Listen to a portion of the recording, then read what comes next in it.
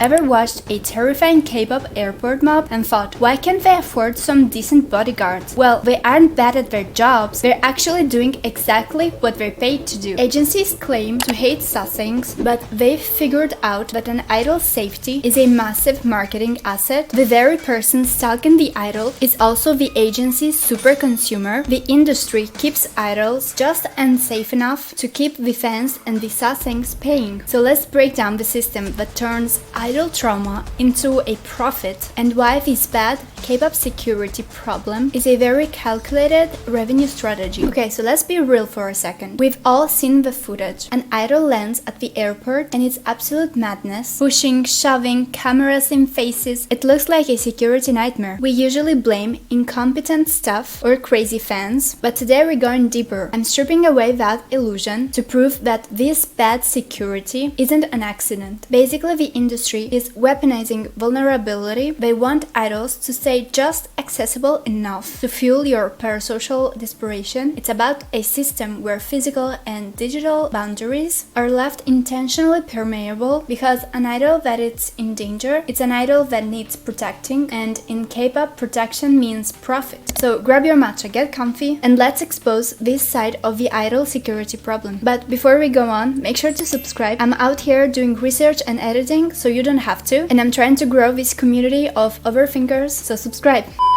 To understand why security is so messy now, we have to look how the idol brand itself changed over the years. Back in the early 2000s, idols were like divine entities. They were flawless, distant, untouchable, but that was risky for the labels. If a divine idol got caught smoking, dating, or something else, boom, career's over. So the industry basically switched to a whole new model. Now idols are marketed often as your friend or your fantasy boyfriend. Stop flirting with me, but I'm not. Or am I? They aren't supposed to be perfect, but they're supposed to be relatable. Where's your nanny?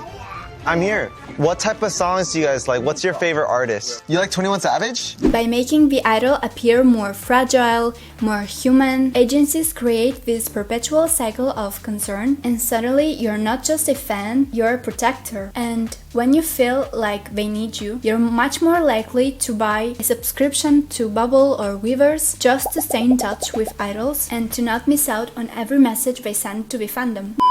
Now let's talk about the airport stage. These aren't just transportation hubs, they are prime marketing arenas. Have you noticed how airport fashion is such a big deal? Agencies literally leak flight schedules to the media because they have contracts with luxury brands. They need those candid shots of the idol wearing that $500 bag. The airport chaos, the flooding of departure halls, and dangerous bottlenecks actually increases the market value of the idol. It creates social proof. If people are screaming and shoving for you, you must be a big deal, right? The agency is basically trading the idol's safety for zero-cost viral marketing. Let's talk about the Sasaengs, the obsessive stalkers that invade private lives. You guys never do this. These are people that clearly do not respect Jimin's personal space, and the members said so themselves that this makes them scared and anxious. Never do this.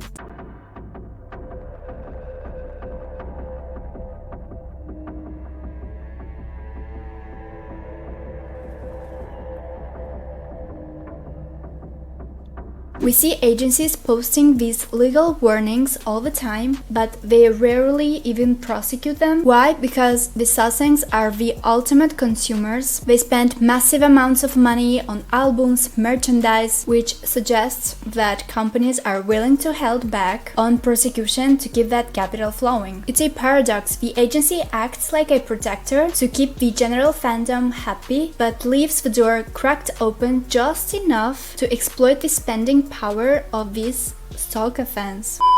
If you think I'm exaggerating, let's look at some actual cases that happened that may open your eyes. These aren't just accidents. The TVXQ and JYJ case. Imagine living in a literally Truman Show, but it's actually a horror movie. In the mid-2000s, TVXQ and later JYJ were the blueprint for how porous security was. Sasaengs didn't just follow them, they tapped their private phone calls to listen to their conversation and installed GPS trackers on the group's cars to monitor every movement in real time. Fans would literally break into their apartment just to take photos of them while they were sleeping. Some even tried to kiss them or steal their private belongings while they were unconscious. Stalkers would actually hire taxis to collide with the members' cars just so they could meet them in person during the insurance exchange. Member Yeon described this 8-year order as living in a prison. Then happened the Yunho poisoning, the ultimate wake-up call that wasn't. In 2006, TVXQ's leader, Yunho, was filming a variety show when an anti-fan handed him a drink. The orange juice was laced with cyanoacrylate, which is a super glue. Yunho drank it and immediately started vomiting blood and had to have his stomach pumped. Ingesting super glue can lead to blockage of the gastrointestinal tract, which causes severe abdominal pain, nausea, and vomiting. The culprit included a note as well, which read, "Watch your mouth. There are many people changing their channel when TVXQ appears on TV. I want you gone." The culprit turned out to be a 20-year-old woman who turned herself into the police station a few days after the incident. She was arrested on charges of injuring. She admitted to the police that she was a Sasaeng fan. The woman purchased the glue and the juice at a nearby store and managed to get into the building without being spotted by any security official or staff member. The culprit managed to enter a closed set with zero screening. Yunho eventually didn't even press charges because the girl was the same age as his sister. If he would have decided to press charges, the suspect would be charged for a criminal offense and could have faced imprisonment up to 7 years. Well, it seemed noble, but it reinforced the kind idol persona while letting the agency avoid a messy legal battle that might expose their lack of security. Even though he recovered, Yunho was in a really bad place mentally. It took him a couple of years before he was able to talk about the incident publicly. In 2014, he spoke about it on the show Stargazing, where he was asked about the poison incident, and Yunho shocked everyone as he said, "After the incident, I briefly considered quitting the entertainment industry." And he added that, out of fear that it would happen again, he would watch everyone around him cautiously. On the show, he also said that the incident triggered an anxiety disorder in him, and he also was seeing a specialist to deal with the trauma. He added that he was very angry that he had to go through something like this, and he shouldn't have to in the first place. The incident was truly shocking.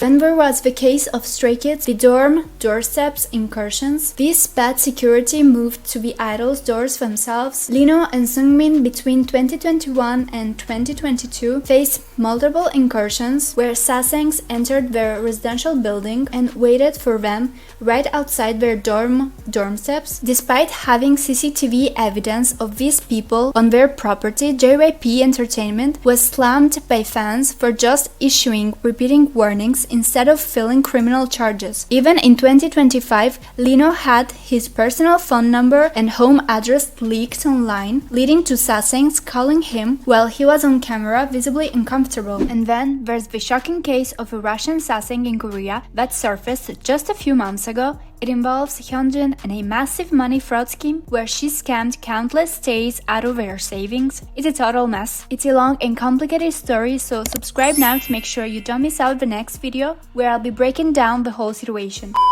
Let's talk about the Nayeon from Twice, the international loophole. Nayeon's case is the perfect example of how agencies use transnational legal gaps as an excuse. A German stalker managed to find her flight information, which is easily sold in the gray market, and boarded the same plane. He attempted to approach her directly mid-flight, causing a chaotic and terrifying scene in a confined space. The agency struggled to prosecute a foreign national using Korean stalking laws, a legal vacuum. Then they used to pivot the narrative back to fans, asking them to be more vigilant, essentially outsourcing the security labor to you.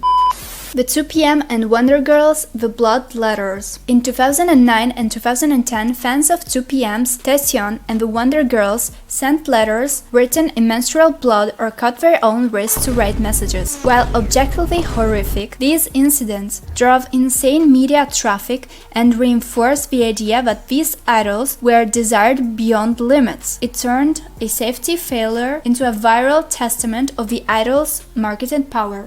For decades, stalking was treated as a minor offense with small fines. However, since 2021, with the Stalking Punishment Act in South Korea, the law has tightened significantly. Perpetrators can now face up to 3 years in prison or a fine of 30 million won, about $22,000. If a weapon is involved, the sentence can jump up to 5 years. And despite this, many fans argue that agencies still don't do enough to prosecute these fans to protect their idols' privacy.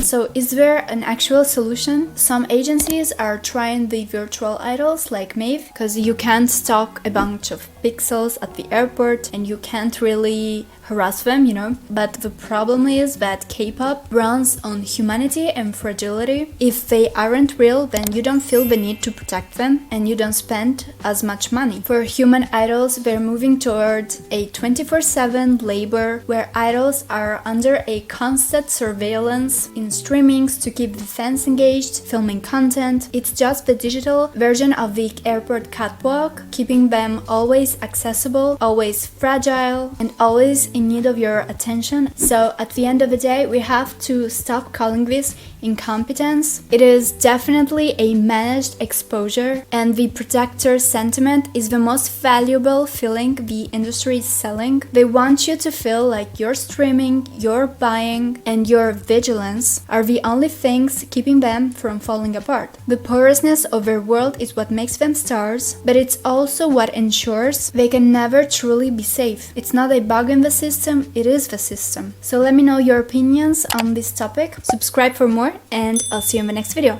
Bye!